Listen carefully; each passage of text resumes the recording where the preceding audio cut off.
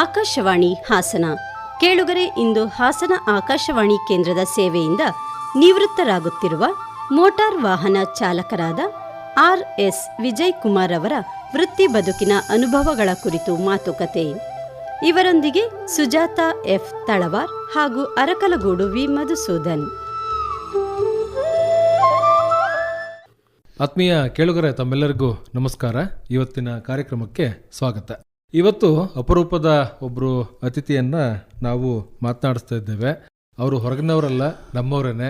ಆಕಾಶವಾಣಿ ಕೇಂದ್ರದಲ್ಲಿ ಸುಮಾರು 36 ವರ್ಷಗಳ ಕಾಲ ಒಂದೇ ಕೇಂದ್ರದಲ್ಲಿ ಸೇವೆಯನ್ನು ಸಲ್ಲಿಸಿ ಇವತ್ತು ನಿವೃತ್ತಿಯನ್ನು ಹೊಂದ್ತಾ ಇರತಕ್ಕಂತಹ ನಮ್ಮ ಹಾಸನ ಆಕಾಶವಾಣಿ ಕೇಂದ್ರದ ವಾಹನ ಚಾಲಕರಾದ ಆರ್.ಎಸ್. ವಿಜಯ್ ಕುಮಾರ್ ಅವರು. ವಿಜಯ್ ಕುಮಾರ್ ಅವ್ರಿಗೆ ನಮಸ್ಕಾರ, ಕಾರ್ಯಕ್ರಮಕ್ಕೆ ಸ್ವಾಗತ. ನಮಸ್ತೆ ಸರ್. ಇವ್ರ ಜೊತೆಗೆ ಕಾರ್ಯಕ್ರಮ ಮುಖ್ಯಸ್ಥರಾದ ಸುಜಾತ ಎಫ್. ತಳವಾರ್ ಅವರು ಕೂಡ ಇದ್ದಾರೆ. ಕಾರ್ಯಕ್ರಮಕ್ಕೆ ಸ್ವಾಗತ, ನಮಸ್ಕಾರ. ನಿಮಗೂ ನಮಸ್ಕಾರ, ವಿಜಯ್ ಕುಮಾರ್ ಅವ್ರಿಗೂ ನಮಸ್ಕಾರ. ವಿಜಯಣ್ಣ, ಈಗ ಆಕಾಶವಾಣಿ ಸೇರ್ಬೇಕು ಅಂತ ಹೇಳಿ ನಿಮ್ಗೆ ಏನಾದರೂ ಆಸೆ, ಕನಸು ಇತ್ತ?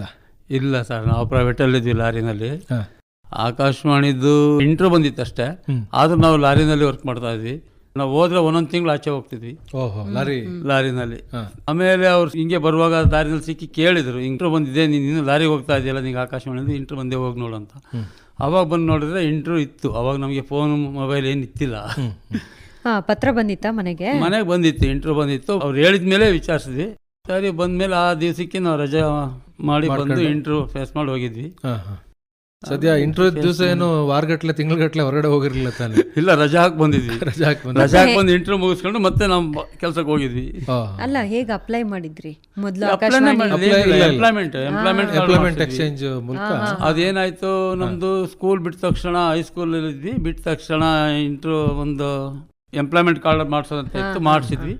ಲೈಸೆನ್ಸ್ ಮಾಡಿಸಿದ್ವಿ, ಎಂಟ್ರಿ ಮಾಡಿಸಿದ್ವಿ ಅಷ್ಟೇ. ಇದ್ರ ಮೇಲೆ ಬಂತು. ಚಾಲಕರಾಗಬೇಕು ಅನ್ನೋದು ಚಿಕ್ಕಂದಿಂದ ಆಸೆ ಇತ್ತಾ? ಚಿಕ್ಕಂದಿಂದ ತುಂಬಾ ಆಸೆ ಇತ್ತು. ಕೊನೆಗೆ ಚಾಲಕರಾದ್ವಿ, ಏನೇನೆಲ್ಲ ಮಾಡಿ. ಎಲ್ಲಿವರೆಗೂ ಓದಿದ್ರಿ ನೀವು? ನಾವು ಹೈಸ್ಕೂಲು 8th ಓದಿದ್ವಿ ಅಷ್ಟೇ. 8th ಓದಿದ್ರಿ. ಅಲ್ಲಿಗೆ ಬಿಟ್ವಿ, ಮತ್ತೆ ನಮ್ಮ ಕೆಲಸ ಸ್ಟಾರ್ಟ್ ಮಾಡಿದ್ವಿ. ಕೊನೆಗೆ ನಮ್ಮ ತಂದೆ ಫೋರ್ಸ್ ಮಾಡಿ ಮತ್ತೆ 10th ಕಟ್ಸಿದ್ರು. 10th ಎಕ್ಸಾಮ್ ಬರೆದೆ. ಅಲ್ಲಿ ಎಲ್ಲ ಪಾಸ್ ಆಯ್ತು, ಕನ್ನಡನೇ ಫೇಲ್ ಆಯ್ತು. ಓದಿಲ್ಲ ಓದಿದ್ರೆ ಪಾಸ್ ಆಗ್ತಾ ಇತ್ತು. ಅದು ಪಾಸ್ ಆಗ್ತಾ ಇತ್ತು. ಯಾವ ಊರು? ಊರು ನಮ್ದು Hassan city, first block, Rajaghatta. School ನಾವು 7th ಊರಲ್ಲೇ ಓದಿದ್ದು, ರಾಜಘಟ್ಟದಲ್ಲಿ. ಹೈಸ್ಕೂಲು ಮುನ್ಸಿಪಾಲ್ ಹೈಸ್ಕೂಲ್ ಅಂತ ಇತ್ತು, NR ಸರ್ಕಲ್ ಹತ್ರ. ಮುನ್ಸಿಪಾಲ್ ಹೈಸ್ಕೂಲ್ 1 ವರ್ಷ ಓದಿದ್ವಿ. ಆಮೇಲೆ ಯಾಕೋ ಸ್ವಲ್ಪ ಫ್ರೆಂಡ್ಸ್ ಅದು ಅನ್ಕೊಂಡು ನಾವು ಕೆಲ್ಸಕ್ಕೆ ಹೋದ್ವಿ. ಈಗ ಈ ಚಾಲಕ ವೃತ್ತಿ ಹೆಂಗೆ ಪ್ರಾರಂಭ ಆಯ್ತು ನಿಮ್ದು ಅಂತ ಅಂದ್ರೆ, ಈಗ ಮೊದಲು ಪ್ರೈವೇಟ್ ಲಾರಿಗೆ ಹೋಗ್ತಿದ್ದೆ ಅಂತ ಹೇಳಿದ್ರಲ್ಲ, ಹೆಂಗ್ ಪ್ರಾರಂಭ ಆಯ್ತದು? ನಾವು ಬೇರೆ ವರ್ಕ್ಶಾಪ್ ಹೋಗ್ತಾ ಇದ್ವಿ, ವರ್ಕ್ಶಾಪಲ್ಲಿ ವರ್ಕ್ ಮಾಡ್ತಾ ಇದ್ವಿ. ಅಲ್ಲಿ ಪಕ್ಕದಲ್ಲೇ ಲಾರಿಗಳು ಬಂದಿರೋದು. ಅಲ್ಲಿ ಸ್ನೇಹಿತರಾದ್ರು ನಮ್ಮ ಡ್ರೈವರ್ಸ್ ಎಲ್ಲ. ಇಲ್ಲೇನು ಮಾಡ್ತೀವಿ ಬಾ, ನಾವು ಊರೆಲ್ಲ ಸುತ್ತಿಸ್ತೀವಿ ಅಂತ ಕರ್ಕೊಂಡು ಹೋದ್ರು. ಲಾರಿನಲ್ಲಿ ಕ್ಲೀನರ್ ಕೆಲ್ಸಕ್ಕೆ ಕರ್ಕೊಂಡು ಹೋದ್ರು. 6 ತಿಂಗಳಲ್ಲಿ ಡ್ರೈವಿಂಗ್ ಕಲ್ಸ್ಕೊಟ್ಟು ಡ್ರೈವರ್ ಆದ್ವಿ. ಹೆವಿ ಲೈಸೆನ್ಸ್ ಮಾಡಿಸಿದ್ವಿ ಅಷ್ಟೇ. ನನ್ನ ಹತ್ರ ಮೊದಲು ಲೈಟ್ ಲೈಸೆನ್ಸ್ ಇತ್ತು. ಲೈಟ್ ಲೈಸೆನ್ಸ್ ಮಾಡಿಸ್ಬಿಟ್ಟಿದ್ದೆ, ನನಗೆ ಹುಚ್ಚಿತ್ತು ಅದನ್ನು ಡ್ರೈವಿಂಗ್ದು. 18 ಆಗೋದ್ರೊಳಗೆ ನಾನು ಟ್ರೈನಿಂಗ್ ಹೋಗ್ತಾ ಇದ್ದೆ, ಕಾರ್ ಡ್ರೈವಿಂಗ್ ಸ್ಕೂಲ್ಗೆ. ಅಲ್ಲಿ ಕಲಿತು ಲೈಸೆನ್ಸ್ ತೊಗೊಂಡೆ 18 ಆದ ತಕ್ಷಣ. ಆಮೇಲೆ ಲಾರಿ ಕೆಲಸ ಶುರು ಮಾಡಿದ್ರಿ. ಈ ಆಕಾಶವಾಣಿನಲ್ಲಿ ಇಂಟ್ರೋ ಬಂದಿದೆ ಅಂತ ಹೇಳಿ ಗೊತ್ತಾದ ತಕ್ಷಣ ಏನು ಅನ್ನಿಸ್ತು ನಿಮಗೆ? ಏನಿಲ್ಲ, ಇಲ್ಲಿಗಿಂತ ಚೆನ್ನಾಗಿ ಒಳ್ಳೆ ದುಡಿತಾ ಇದ್ವಿ ಅಲ್ಲಿ. ಒಂದೊಂದು ಟ್ರಿಪ್ ಹೋದ್ರೆ ನಾವು 500-600 ದುಡ್ಡು ಸಿಗ್ತಾ ಇತ್ತು. ಅದು ಗ್ರಾನೈಟ್ 35-36 ವರ್ಷದ 89 19ನಲ್ಲಿ ಇಂಟ್ರೋ ಬಂದಿದ್ದು ನಾನು. ಅಲ್ಲೇ ಚೆನ್ನಾಗಿ ದುಡಿಮೆ ಇತ್ತು. ಮನೆಗೆ ಬಂದ ನಮ್ಮ ತಂದೆ, ಪ್ರೈವೇಟ್ ಎಲ್ಲ ಬೇಡ, ನೀನು ಇಂಟ್ರೋ ಬಂದಿದೆ ಹೋಗಂತ ಇದು ಮಾಡಿ ಬಂದ್ವಿ. ಇಂಟ್ರೋ ಫೇಸ್ ಮಾಡಿದ್ವಿ. ಮತ್ತೆ ನನ್ನ ಪಡಿ ಲಾರಿಗೆ ಹೋದ್ವಿ. ಹೋದರೆ ಮಾರ್ಚಲ್ಲಿ ಇಂಟ್ರೋ ಆಯಿತು. ನಮಗೆ ಏಪ್ರಿಲ್ ಮೇ ಆದರೂ ಡ್ಯೂಟಿ ಆರ್ಡ್ರ್ ಬರಲಿಲ್ಲ. ಆಮೇಲೆ ನಾನು ಲಾರಿಗೆ ಹೋಗ್ತಾ ಇದ್ದೆ. ಆಮೇಲೆ ನನ್ನ ಸ್ನೇಹಿತರು ಒಬ್ರು ಹೇಳಿದ್ರೆ, ನಿನಗೆ ಪೊಲೀಸ್ ವೆರಿಫಿಕೇಷನ್ ಎಲ್ಲ ಆಗಿದೆ, ಬಂದಿದೆ ಎಲ್ಲ ಆದರೆ ನಿನಗೆ ಡ್ಯೂಟಿ ಆಗಿರ್ತದೆ, ಹೋಗಿ ನೋಡಂತ. ಆಮೇಲೆ ಬಂದು ಇಲ್ಲಿ ಕೇಳುವಾಗ ಕೂರಿಸಿ ಅದು ಡಿಸ್ಪ್ಯಾಚಿಗೆ ಕೊಟ್ಟಿದ್ದಾರೆ. ಡಿಸ್ಪ್ಯಾಚ್ ಮಾಡಿಲ್ಲ, ಇವ್ರು ಇಟ್ಕೊ ಕೂತಿದ್ದಾರೆ ತಿಂಗಳಾನ್ಗಟ್ಟಲೆ. ಆಮೇಲೆ ಒಳ್ಳೆ ಸಾಹೇಬ್ರಿದ್ರು ನಮಗೆ. ಅವ್ರು ಕೂರಿಸಿ ಅವಾಗ ಅಡ್ಮಿನಿಸ್ಟ್ರೇಟರ್ನ ಕರೆಸಿ, ಎಲ್ಲಿ ಡಿಸ್ಪ್ಯಾಚಿಗೆ ಕೊಟ್ಟಿದ್ದೇವೆ ಡ್ರೈವರ್ದು ಅಂತ ಕೇಳಿದ್ರು. ಇಲ್ಲೇ ಇಟ್ಕೊಂಡಿದ್ರು. ಅವ್ರ ತಕ್ಷಣ ತೆಗೆದು ಅವಾಗಲೇ ರಿಜಿಸ್ಟರ್ ಪೋಸ್ಟ್ ಮಾಡಿಸಿದ್ರು. ಮಾರನೇ ಬೆಳಗ್ಗೆ ನೀನು ಪೋಸ್ಟ್ ಆಫೀಸ್ನಲ್ಲಿ ನೀನು ತಗೊಂಡು ಬಂದು ಜಾಯಿನ್ ಆಗಿದ್ರು. ಬಂದು ಜಾಯಿನ್ ಆದಿ ತಗೊಂಡು. ಇಲ್ಲ, ಇನ್ನೂ 1 ತಿಂಗಳು ಮುಂಚೆನೆ ನಾವು. ನೆನಪಿದೆಯಾ ಜಾಯಿನ್ ಆಗಿದ್ದು? ಜೂನ್ 25, 90ನೇ ಇಸ್ವಿ. ಇನ್ನು ಆಕಾಶವಾಣಿ ಪ್ರಸಾರ ಶುರುವಾಗಿರ್ಲಿಲ್ಲ ಅಲ್ವಾ? ಇಲ್ಲ, ಅವಾಗಿನ್ನು ನಾವು ಪ್ರೋಗ್ರಾಮ್ ಕಲೆಕ್ಟ್ ಮಾಡ್ತಿದ್ವಿ. ಹೊಸ ಸ್ಟೇಷನ್ ಹೊಸದಾಗಿ ಎಲ್ಲ ಆಗ್ತಾ ಇತ್ತು. 1 ವರ್ಷ ಮಧ್ಯೆ ನಾವು ಪ್ರೋಗ್ರಾಮ್ ಎಲ್ಲ ಕಲೆಕ್ಟ್ ಮಾಡಕ್ಕೆ ಹೋಗ್ತಾ ಇದ್ವಿ. ಆಗ ಪ್ರೋಗ್ರಾಮ್ ಆಫೀಸರ್ಸ್ ಒಂದು 3-4 ಜನ ಇದ್ದರು. 2 ಗಾಡಿ ಇತ್ತು, ನಾವಿಬ್ಬರು ಡ್ರೈವರ್ ಇದ್ವಿ. ಒಂದು ದಿವಸ ಹೋಗೋದು, ಒಂದು ರೌಂಡು ಎಲ್ಲ ಸರ್ವೆ ಮಾಡ್ಕೊಂಡು ಬರೋದು, ಅಲ್ಲೆಲ್ಲ ಪ್ರೋಗ್ರಾಮ್ ಫಿಕ್ಸ್ ಮಾಡ್ತಾ ಇದ್ವಿ. ಇನ್ನೊಂದು ದಿವಸ ಯಾವ ಡೇಟಿಗೆ ಫಿಕ್ಸ್ ಮಾಡ್ತೀವಿ ಆ ಡೇಟ್ಗೆ ಹೋಗಿ ರೆಕಾರ್ಡಿಂಗ್ ಮಾಡ್ಕೊಂಡು ಬರ್ತಾ ಇದ್ವಿ. ಆ ಥರ ನಡೀತಾ ಇತ್ತು. 1 ವರ್ಷ ಪ್ರೋಗ್ರಾಮ್ ಕಲೆಕ್ಟ್ ಮಾಡಿದ್ವಿ. ಆಮೇಲೆ 91 ಮೇ 4 ಉದ್ಘಾಟನೆ ಆಯಿತು. ಅಷ್ಟೊತ್ತಿಗೆ ಸುಮಾರು ಪ್ರೋಗ್ರಾಮ್ ಕಲೆಕ್ಟ್ ಮಾಡಿಸಿದ್ರು. ಈಗ ಇಂಟ್ರ್ಯೂಗೆ ಬಂದಿದ್ದೆ ಅಂತ ಹೇಳಿದ್ರಲ್ಲ, ಏನೇನು ಕೇಳಿದ್ರು, ಎಷ್ಟೊತ್ತಿತ್ತು, ಹೆಂಗಿತ್ತು ಇಂಟ್ರ್ಯೂ ಫೇಸ್ ಮಾಡಿದ್ವಿ? ಇಂಟ್ರ್ಯೂ ಒಂದು 30 ಜನಕ್ಕೆ ಕಳಿಸಿದ್ರು. 30 ಜನ ಬಂದಿದ್ವಿ. 3 ಪೋಸ್ಟು. KSRTC ಡಿಪೋ ಮ್ಯಾನೇಜರ್ ಬಂದಿದ್ರು. ನಮಗೆ ಟ್ರಯಲ್ ಕರ್ಕೊಂಡು ಹೋದ್ರು.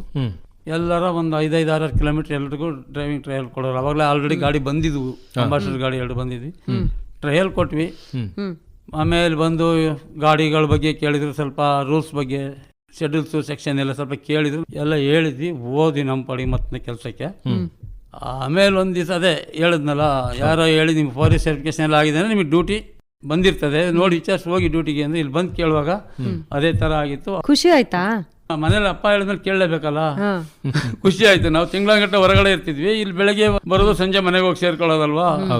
ಅದು ಸ್ಟಾರ್ಟಿಂಗ್ ಅನ್ನಿಸ್ತು ಇಲ್ಲೇ ಚೆನ್ನಾಗಿ ದುಡಿತಾ ಇದ್ವಲ್ಲ ಅಂತ. ಆದ್ರೆ ಅಪ್ಪ ಹೇಳಿದ್ರು, ಇದು ಯಾವುದು ಗ್ಯಾರಂಟಿ ಇರಲ್ಲಪ್ಪ, ನೀನು ಸೆಂಟ್ರಲ್ ಗೌರ್ಮೆಂಟ್ ನಿನಗೆ ಬಂದಿದೆ ಹೋಗಂದ್ರು. ಸರಿ ಬಂದು ಜಾಯಿನ್ ಆದ್ವಿ. ಬಂದು ಕೆಲಸ ಪ್ರಾರಂಭ ಮಾಡಿದ್ಮೇಲೆ ಏನಂತ ಶುರು ಆಯ್ತು ನಿಮಗೆ? ಏನಿಲ್ಲ, ಆರಾಮಾಗಿ ಅಂತ ಬೆಳಿಗ್ಗೆಯಿಂದ ಸಂಜೆವರೆಗೂ ನೀವು ಡ್ರೈವ್ ಮಾಡಿ ಅಭ್ಯಾಸ ಇತ್ತಲ್ವಾ? ಇಲ್ಲೆಲ್ಲ ಹಂಗಿರೋದಿಲ್ಲ, ಸ್ವಲ್ಪ ಆರಾಮ್ ಅಂತ ಹೇಳಿ. ಸ್ವಲ್ಪ ಅಲ್ಲ, ಫುಲ್ಲೇ ಆರಾಮಿಲ್ಲ. ನಾವು ನೈಟ್ ಎಲ್ಲ ಡ್ರೈವ್ ಮಾಡಿದೀವಿ, ನೈಟ್ ಎಲ್ಲ ಡ್ರೈವ್ ಮಾಡ್ತಿದ್ವಿ. ಬಟ್ ತಿಂಗಳಗಟ್ಟಲೆ ಮನೆ ಬಿಟ್ಟು ಹೋಗ್ತಾ, ಅದು ಬೇಜಾರಿತ್ತು. ಮನೆ ಬಿಟ್ಟು ಹೋದ್ರೆ ಮತ್ತೆ ಬರೋ ತಿಂಗಳಗಟ್ಟಲೆ ಆಗ್ತಿತ್ತು. ಸರಿ, ಇಲ್ಲಿ ಬೆಳಗ್ಗೆ ಮನೆ ಬಿಟ್ಟರೆ ಸಂಜೆ ಮನೆ ಸೇರ್ಕೊಳ್ತಾ ಇದ್ವಿ. ಮಧ್ಯಾಹ್ನ ಊಟಕ್ಕೂ ಹೋಗ್ತಾ ಇದ್ವಿ ಮನೆಗೆ. ಆರಾಮ್ ಅನಿಸ್ತು. ಫಸ್ಟ್ ತಿಂಗಳು 1200 ರೂಪಾಯಿನ ಸಂಬಳ ಸಿಕ್ತು. ನಾವು ಸಂಬಳದ ಬಗ್ಗೆ ಯೋಚನೆ ಮಾಡಾಗಿಲ್ಲ, ಯಾಕೆಂದ್ರೆ ಲಾರಿನಲ್ಲಿ ನಾವು ಅದಕ್ಕಿಂತ ಜಾಸ್ತಿ ದುಡಿತಾ ಇದ್ವಿ. ಬಟ್ ಉಳಿತಾ ಇತ್ತಿಲ್ಲ ದುಡ್ಡು. 24 ಗಂಟೆ ಓಟ್ಲೋಟ ಅಲ್ಲಿ ಉಳಿತಾ ಇತ್ತಿಲ್ಲ. ಇಲ್ಲಿ ಬಂದ್ಮೇಲೆ ಮನೆ ಊಟ ಮನೆಯದಾಯ್ತಿತ್ತು, ಅಷ್ಟು ಸಂಬಳ ಉಳಿತಾ ಇತ್ತು ಅದು. ಆಮೇಲೆ ಅಪ್ಪ ಹೇಳಿದೆ ಕರೆಕ್ಟ್ ಅಂದ್ಕೊಂಡು ಕೆಲಸ ಮಾಡ್ಕೊಂಡು ಹೋದ್ವಿ. ಇವತ್ತು ತುಂಬ ಚೆನ್ನಾಗಿದ್ದೀವಿ. ಈಗ ನಾವು ಸಾಮಾನ್ಯವಾಗಿ ಆಕಾಶವಾಣಿನಲ್ಲಿ ಕಾರ್ಯಕ್ರಮಗಳನ್ನು ನಿರ್ಮಾಣ ಮಾಡಲಿಕ್ಕೆ ಹೊರಗಡೆ ಹೋಗೋ ಅಂಥದ್ದು, ದೊಡ್ಡ ದೊಡ್ಡ ವ್ಯಕ್ತಿಗಳ ಹತ್ರಕ್ಕೆ ಹೋಗ್ತೀವಿ, ಯಾರಾದರೂ ಸಾಧನೆ ಮಾಡಿರೋ ಅಂಥವ್ರ ಹತ್ರಕ್ಕೆ ಹೋಗ್ತೀವಿ. ಸ್ವಲ್ಪ ಹೊತ್ತು ಟ್ರಾವೆಲ್ ಮಾಡಬೇಕಾಗತ್ತೆ, ಸುಮಾರು ಹೊತ್ತು ಕಾಯಬೇಕಾಗುತ್ತೆ. ಅದೆಲ್ಲ ಏನು ಅನ್ನಿಸ್ತಾ ಇತ್ತು ನಿಮಗೆ? ಅದು ಮಾಮೂಲಿ. ನಮಗೆ ಡ್ರೈವಿಂಗ್ ಅಂದರೆ ಹಂಗೇನೆ. ನಾವು ಒಂದು ಕಡೆ ಲೋಡ್ಗೆ ಹೋದರೆ, ಲೋಡ್ ಆದರೆ ಮಾಡ್ಕೊಂಡು ನೈಟೆಲ್ಲ ಹೊಡಿತಾ ಇದ್ವಿ. ಆಗಿಲ್ಲ ಅಂದರೆ ಕಾಯ್ತಾ ಇದ್ವಿ ಅಲ್ಲಿ. ನಮಗೇನು ಅದು ಮಾಮೂಲಿ ಆಗಿತ್ತು ಅದು. ನಾವೊಂದು ಕಂಪ್ನಿ ಗಾಡಿಲಿದ್ದಿಂದ ಯಾವಾಗಲೂ ಸಾಮಾನ್ಯವಾಗಿ ಲೋಡ್ ಆಗ್ತಿತ್ತು, ಹೋಗ್ತಿದ್ವಿ ಬರ್ತಿದ್ವಿ. ಒಂದೊಂದ್ಸಲ ಅಲ್ಲೂ ಪ್ರಾಬ್ಲಮ್ ಆದಾಗ ನಿಲ್ತಾ ಇದ್ವಿ ದಿನಗಟ್ಟೆ. ಅದು ನಮಗೇನದು ಅನಿಸ್ತಾ ಇತ್ತಿಲ್ಲ. ಒಂದು ಏನಂತಂದರೆ, ಈ ಕಾರ್ಯಕ್ರಮ ಮಾಡೋರಿಗೆ ಕಾರ್ಯಕ್ರಮ ಮಾಡಿಲ್ಲ ಅಂದರೆ ಬೇಜಾರಾಗ್ತದೆ. ಈಗ ನೀವು ಡ್ರೈವಿಂಗ್ ಅಲ್ಲಿದ್ದವರು, ನಾವು ಇತ್ತೀಚೆಗೆ ನಿಮ್ಮನ್ನು ನೋಡ್ತಾ ಇದ್ದೀವಿ. ನಾವು ನೋಡಿದ್ದೇನೆಂದರೆ ಭಯಂಕರ ಶಿಸ್ತು. ಗಾಡಿ ಒರೆಸೋದಿರ್ಬೋದು, ಗಾಡಿ ನೀಟಾಗಿ ಇಟ್ಕೊಳ್ಳೋದಿರ್ಬೋದು, ಗಾಡಿನ ಮಗು ಥರ ನೋಡ್ಕೊಳ್ಳೋದಿರ್ಬೋದು, ಒರೆಸೋದಿರ್ಬೋದು, ಅದನ್ನ ಎಲ್ಲಿ ಪಾರ್ಕ್ ಮಾಡ್ಬೇಕು ಅನ್ನೋದ್ರ ಬಗ್ಗೆ ಎಲ್ಲ ತಲೆ ಕೆಡ್ಸ್ಕೊತಿದ್ರು. ಎಲ್ಲಿ ನೆರಳಿರುತ್ತೆ ಏನು ಅಂತೆಲ್ಲ. ಈ ಸಕಲೇಶ್ಪುರ ಆಚೆ ಈಚೆ ನಾವು ಕಾಫಿ ತೋಟ ಇಂಥ ಕಡೆಗೆ ಹೋಗ್ಬಿಟ್ರೆ ತುಂಬಾ ಕೆಸರಾಗ್ಬಿಡೋದು. ಅವ್ರು ಬಂದು ರಾತ್ರಿ ಲೇಟ್ ಆಗ್ತಿತ್ತು ಬರ್ತಾ ಇದ್ದು. ಬೆಳಗ್ಗೆ ನಾವು ಆಫೀಸಿಗೆ ಬರೋ ಹೊತ್ತಿಗೆ ಎಲ್ಲ ತೊಳೆದು ಒರೆಸ್ಬಿಟ್ಟು ಹೋಗಿ ಮತ್ತೆ ಸ್ನಾನ ಮಾಡ್ಕೊಂಡ್ಬಂದು ಆಫೀಸಿಗೆ ಡ್ಯೂಟಿಗೆ ಬರ್ತೀವಿ. ಅಷ್ಟೊಂದು ಕೇರ್ ಹಂಗೆ ಇತ್ತು. ನಾವು ಬಂದು ಜಾಯಿನ್ ಆದಾಗಿಂದ 33 ವರ್ಷ ಬರೀ ಅಂಬಾಸಿಡರ್ ಗಾಡಿ ಓಡಿಸಿದ್ವಿ. ಅದು ಅಷ್ಟೇ ನೀಟಾಗಿ ಇಟ್ಕೊಂಡಿದ್ವಿ, ಕಂಡೀಷನ್ ಗಾಡಿ. ಬಟ್ ವಿಧಿ ಇಲ್ಲ, ಅದು ಸ್ಪೇಸ್ ಸಿಕ್ತಿತ್ತಿಲ್ಲ. ಲಾಸ್ಟಿಗೆ ಅದು 15 ವರ್ಷದ ಗಾಡಿ ಎಲ್ಲ ನಿಲ್ಸ್ಬೇಕಂತ ಆರ್ಡರ್ ಬಂದ್ಮೇಲೆ ಅದು ನಿಲ್ಸಿದ್ವಿ. ಬಟ್ ಅದು ನಿಂತಲ್ಲ, 2 ವರ್ಷ ನಿಲ್ತು ಹಾಳಾಯ್ತು ಹೊರತು. ಬಟ್ ಅದು ನಾವು ಓಡಿಸೋರ್ಗು ರನ್ನಿಂಗ್ ಕಂಡೀಷನಲ್ಲಿ ಇದ್ದು ಗಾಡಿ ಚೆನ್ನಾಗಿ ಇಟ್ಕೊಂಡಿದ್ವಿ. ಬಟ್ ಆ ಗಾಡಿ ನಮ್ದು ಎಲ್ಲೋ ಹೋಯ್ತಿದ್ರು ತಿರುಗಿ ನೋಡೋರು ಸಿಟಿಯಲ್ಲಿ ಒಂದ್ಸಲ, ಆ ಥರ ಇಟ್ಕೊಂಡಿದ್ವಿ. ಈಗಲೂ ತುಂಬಾ ಜನ ಕೇಳ್ತಾರೆ, ಆಕಾಶವಾಣಿನಲ್ಲಿ ಅಂಬಾಸಿಡರ್ ಗಾಡಿ ಇತ್ತಲ್ಲ ಹೆಂಗಿದೆ, ಈಗಲೂ ಇದೆಯಾ ಅಂತೇಳಿ ಕೇಳ್ತಾರೆ. ಅಷ್ಟು ಚೆನ್ನಾಗಿ ತಾವು ಇಟ್ಕೊಂಡಿದ್ರಿ. ರೇಡಿಯೋ ಮೊದಲಿಂದ ಕೇಳ್ತಾ ಇದ್ರು ಅಥವಾ ಆಕಾಶವಾಣಿನಲ್ಲಿ ಕೆಲಸ ಸಿಕ್ತು ಅಂತ ಕೇಳಕ್ ಶುರು ಮಾಡಿದ್ರೆ? ನಾವು ಕೇಳೋಕ್ಕೆ ಅವಾಗ ನಮ್ಗೆ ಇದಿತ್ತಿಲ್ಲ. ಮನೆಯಲ್ಲಿ ಚಿಕ್ಕ ಹುಡುಗರಿರುವಾಗ ಇತ್ತು, ಕೇಳ್ತಿದ್ವಿ. ಬಟ್ ನಾವು ಕೆಲಸಕ್ಕೆ ಲಾರಿಗೆಲ್ಲ ಹೋದ್ಮೇಲೆ ರೇಡಿಯೋ ಎಲ್ಲ ಕೇಳ್ತಿತ್ತಿಲ್ಲ. ನಮಗೆ ಕೆಲಸಗಳು ತುಂಬ ಇರೋವು ಮಾಡ್ತಾ ಇದ್ವಿ.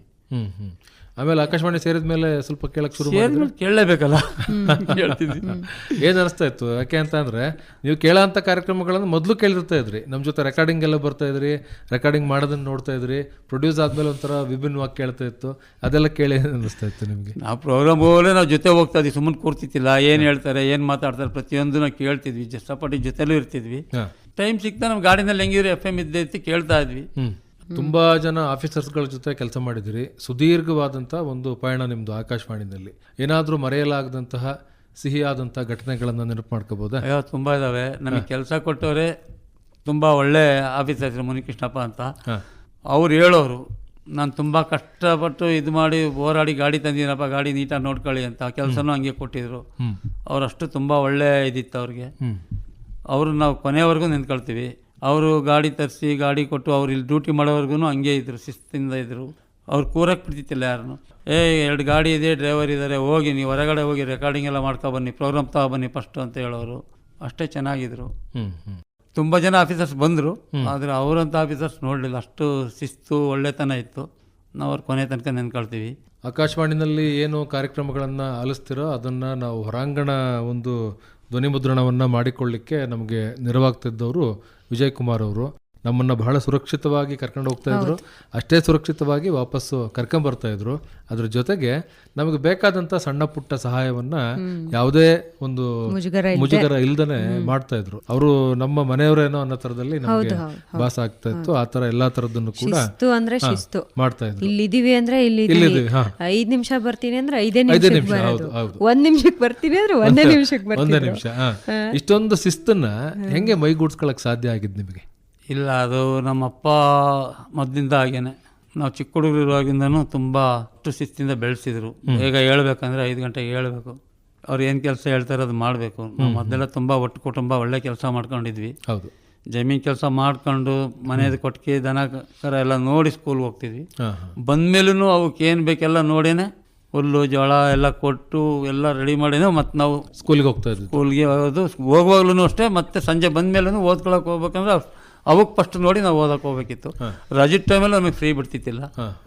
ಜಮೀನು ಕೆಲಸ, ಮಣ್ಣು ಗೋಡು ಗೊಬ್ಬರ ಎಲ್ಲ ಮಾಡಿಸ್ತಾ ಇದ್ರು. ತುಂಬ ಶಿಸ್ತಿಂದ ಬೆಳೆಸಿದ್ರು. ನಮ್ಮಲ್ಲಿ ನಮ್ಮ ತಂದೆಗೆ 4 ಜನ ತಮ್ಮದಿರು, 5 ಜನ ಎಲ್ಲ ಒಟ್ಟು ಕುಟುಂಬ ಇದ್ದಿದ್ದು. ನಮ್ಮ ತಂದೆ ಬಿಟ್ಟರು ನಮ್ಮ ಚಿಕ್ಕಪ್ಪಂದಿರು ಬಿಡ್ತಿತ್ತಿಲ್ಲ, ನಮಗೆ ಸಖತ್ತು ಕೆಲಸ ಕೊಡ್ತಾಯಿದ್ರು. ಆ ಶಿಸ್ತಿಂದ ಬೆಳೆದಿದ್ದು ನಮಗೆ ಇಲ್ಲಿವರೆಗೆ ಬಂದಿದೆ. ಈಗ ನಾಳೆಯಿಂದ ಈ ಎಲ್ಲ ಡ್ಯೂಟಿಗಳನ್ನ ಕರೆಕ್ಟ್ ಟೈಮ್ಗೆ ಆಫೀಸಿಗೆ ಬರೋದಿರೋದಿಲ್ಲ, ಆಮೇಲೆ ಹೊರಗಡೆ ಹೋಗೋದಿರೋದಿಲ್ಲ. ಏನೇನ್ ಮಾಡ್ಬೇಕು ಅಂತ ಇರುತ್ತಲ್ವಾ, ರಿಟೈರ್ ಆದ ತಕ್ಷಣ ಅದನ್ನ ಮಾಡ್ತೀನಿ ಇದನ್ನ ಮಾಡ್ತೀನಿ ಅಂತೆಲ್ಲ. ಇಲ್ಲ, ಅದೆಲ್ಲ ಅನ್ಕೊಂಡಿಲ್ಲ. ಮಾಮೂಲಿ ಬೆಳಗ್ಗೆ ಬೇಗ ಹೇಳಲೇಬೇಕು. ಏನಿಲ್ಲ ಅಂದ್ರೆ ಒಂದು ರೌಂಡ್ ಹೋಗಿ ಬರ್ಬೇಕು ಆಚೆ. ಇಲ್ಲ ಮನೇಲಿ ಕೆಲಸ ಇದ್ರೆ ಮನೆಯಲ್ಲಿ ಹೆಲ್ಪ್ ಮಾಡಿ ಕೆಲಸ ಮಾಡಬೇಕು. ಅದು ಮುಗಿಸ್ಕೊಂಡ್ರು ಸ್ವಲ್ಪ ಇದ್ದೇ ಇರ್ತದೆ ವಾಕಿಂಗ್ ಅದು ಇದು ಹೋಗಿ ಬರೋದಂತ. ಇನ್ನು ಮಕ್ಕಳದ್ದು ಸದ್ಯಕ್ಕೆ ಏನು ತೊಂದರೆ ಇಲ್ಲ. ಇನ್ನು ಮನೆ ಕೆಲಸಗಳಿದೆ, ಮನೆಯದು ಸ್ವಲ್ಪ ನಮ್ದು ಪ್ರಾಪರ್ಟಿದು ಏನು ಮಾಡಿಲ್ಲ, ಅದೊಂದು ಸ್ವಲ್ಪ ಮಾಡಬೇಕು. ಅದೇನು ಸ್ವಲ್ಪ ಮುಗೀತದೆ 1 ತಿಂಗಳು 2 ತಿಂಗಳಲ್ಲಿ. ನೋಡೋಣ, ಅದನ್ನ ಮುಗಿಸ್ಕೊಂಡು ಇನ್ನು ಮಾಮೂಲಿ ಇದ್ದಿದೆ ಓಡಾಡ್ಕೊಂಡಿರೋದು ಅಷ್ಟೇ. ಮಿಸ್ ಮಾಡ್ಕೊಂತೀರಾ? ತುಂಬಾನೇ ಮಿಸ್ ಆಗ್ತದೆ. ನಾವು ಯಾವಾಗ್ಲೂ ಇಲ್ಲೇ ಕಾಲ ಕಳೆದಿರೋರು ಬೆಳಗಿನ ಸಂಜೆವರೆಗ. ಏನೇ ಮಿಸ್ ಮಾಡ್ಕೊಂಡ್ರು ರೇಡಿಯೋ ಮೂಲಕ ನಿಮ್ ಜೊತೆ ಇದ್ದೇ ಇರ್ತೀವಿ, ಕಡೆ ಅಂತ ಕೇಳ್ತಿರ್ತೀವಿ. ಈಗ ನಮ್ಗೆ ಅದೇ ಈಗ. ಹೌದು. ಈಗ ನಿಮ್ಮ ಕುಟುಂಬದಲ್ಲಿ ಯಾರೆಲ್ಲ ಇದ್ದಾರೆ ಅವ್ರನ್ನ ಪರಿಚಯ ಮಾಡ್ಕೊಡಿ. ನಮ್ಮ ಕುಟುಂಬ ಸದ್ಯಕ್ಕಿರೋದು ಅಮ್ಮ ಜೊತೆಗಿದ್ದಾರೆ, ನಾನು ನನ್ನ ಹೆಂಡತಿ, ಮಗಳು ಮದುವೆ ಮಾಡ್ಕೊಟ್ಟು ಹೊರಗಡೆ ಇದ್ದಾರೆ.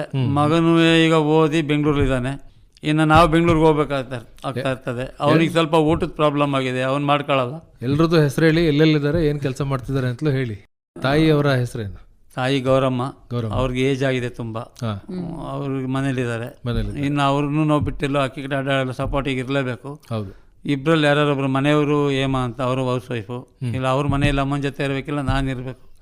ಇಬ್ಬರಲ್ಲಿ ಒಬ್ರು ಇನ್ನು ಮಗನ ಜೊತೆ ಬೆಂಗಳೂರಿಗೆ ಹೋಗಿ ಬರ್ಬೇಕಾಗ್ತದೆ. ಮಗ ವರುಣ್ ಅಂತ ಬೆಂಗಳೂರಲ್ಲಿದ್ದಾನೆ ಕೆಲಸ ಮಾಡ್ಕೊಂಡು. ನನ್ನ ಮಗಳು ಹೊರಗಡೆ ಇದ್ದಾಳೆ, ಮದುವೆ ಮಾಡಿದೀವಿ. ಒಂದು ಮೊಮ್ಮಗಳಿದೆ, ಅವ್ರು UK-ನಲ್ಲಿದ್ದಾರೆ. ಅವ್ರು ಏನು ಡಿಸೆಂಬರ್ ಟೈಮ್ ರಜೆಗೆ ವರ್ಷಕ್ಕೆ ಒಂದ್ಸಲ ಬರ್ತಾರೆ. ಇಲ್ಲ ಅಂದ್ರೆ ಫೋನಲ್ಲೇ ಮಾತು.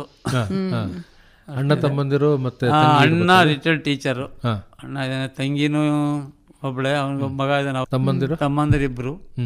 ಒಬ್ಬ 2 ಲಾರಿ ಇಟ್ಕೊಂಡಿದ್ದಾನೆ, ಇನ್ನೊಬ್ಬ ಇನ್ನೊಂದ್ ಕಡೆ ಕೆಲಸ ಮಾಡ್ಕೊಂಡು ಮನೆ ಹತ್ರನೇ ಇದ್ದಾನೆ. ನಿಮಗೂ ಕೂಡ ನಮ್ಮ ಲಕ್ಷಾಂತರ ಕೇಳುಗರಲ್ಲಿ ಸಾವಿರಾರು ಕೇಳುಗರು ಗೊತ್ತು. ಅವರನ್ನು ಮುಖತಃ ಭೇಟಿಯಾಗಿದ್ದೀರಿ. ನಾವು ರೆಕಾರ್ಡಿಂಗ್ ಹೋದಂಥ ಸಂದರ್ಭದಲ್ಲಿ ಭೇಟಿಯಾಗಿದ್ದೀರಿ, ಅವರು ನಮ್ಮ ಆಕಾಶವಾಣಿಗೆ ಬಂದಂಥ ಸಂದರ್ಭದಲ್ಲಿ ಭೇಟಿಯಾಗಿದ್ದೀರಿ. ಕೇಳುಗರನ್ನು, ನಮ್ಮ ಕಲಾವಿದರನ್ನು ಎಲ್ಲರನ್ನೂ ಕೂಡ ಸಾಕಷ್ಟು ಜನನ ಪರಿಚಯವನ್ನು ಇಟ್ಕೊಂಡಿರೋ ಅಂಥವ್ರು. ಏನಾದ್ರು ಹೇಳ್ತೀರಾ ಅವ್ರಿಗೆ ಈ ಮೂಲಕ? ಇಲ್ಲ, ನಾವು ಹೊರಗಡೆ ಹೋದ ಕಡೆ ಎಲ್ಲ ತುಂಬ ಜನ ಅವ್ರ ಪರಿಚಯ, ರೈತರಾಗಲಿ ಇನ್ನೊಬ್ಬರಾಗಲಿ ಎಲ್ಲ ಚೆನ್ನಾಗಿ ಪರಿಚಯ ಆಗಿದ್ದಾರೆ. ಅವ್ರದ್ದೆಲ್ಲ ನಮಗೆ ತುಂಬ ಚೆನ್ನಾಗಿ ಹೆಲ್ಪ್ ಮಾಡಿದ್ದಾರೆ. ಅಲ್ಲಿ ಹೋದಾಗ ಚೆನ್ನಾಗಿ ನೋಡ್ಕೊಂಡಿದ್ದಾರೆ. ಹೌದು, ಅವ್ರಿಲ್ಲಿ ಬಂದರೂ ಚೆನ್ನಾಗಿ ಮಾತಾಡ್ಸ್ಕೊಂಡು ಚೆನ್ನಾಗಿದ್ದೀವಿ. ಆಲ್ಮೋಸ್ಟ್ ಹಾಸನ ಡಿಸ್ಟಿಕಲ್ಲಿ ಎಲ್ಲ ರೌಂಡ್ ಹೊಡೆದಿದ್ದೀವಿ. ತುಂಬ ಜನ ಪರಿಚಯ ಇದ್ದಾರೆ. ಸಿಕ್ಕರೆ ಮಾತಾಡ್ತೀವಿ. ಸ್ವಲ್ಪ ಮರು ಜಾಸ್ತಿ ಆಗಿದೆ ಕೆಲವ್ರದ್ದು, ನಂಬರ್ ಹೆಸರು ಬರೀತದೆ ಸ್ವಲ್ಪ. ಆದ್ರೆ ಮುಖ ನೋಡಿದ ತಕ್ಷಣ ಗೊತ್ತಾಗ್ತದೆ ಇಂಥವ್ರೆ ಅಂತ. ಎಲ್ಲೋದ್ರೂ ಸಿಗ್ತಾ ಇರ್ತಾರೆ, ಮಾತಾಡ್ತಿರ್ತಾರೆ. ಒಳ್ಳೆಯದು ವಿಜಯಕುಮಾರ್ ಅವರೇ. ನಿಮ್ಮ ನಿವೃತ್ತ ಜೀವನ ಏನಿದೆಯೋ ಅದು ಮುಂದಿನ ದಿವಸಗಳಲ್ಲಿ ಹೀಗೆ ಚೆನ್ನಾಗಿರಲಿ.